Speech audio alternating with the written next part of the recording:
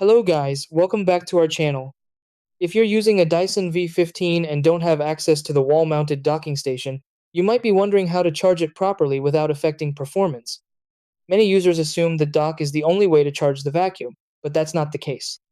The Dyson V15 is designed with a direct charging option that allows you to plug the charger straight into the battery, making it flexible and convenient for different setups.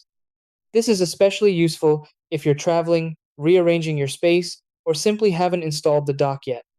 The key is to use the correct charger and connect it properly so the battery charges safely and efficiently. In this video, I'll guide you through the exact steps to charge your Dyson V15 without using the docking station.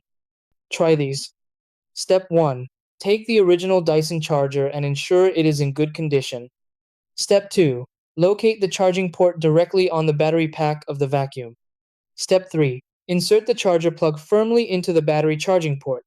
Step 4. Plug the charger into a power outlet to start charging. Step 5. Check the battery indicator light to confirm charging has started. Step 6. Allow the vacuum to charge fully before unplugging and using it.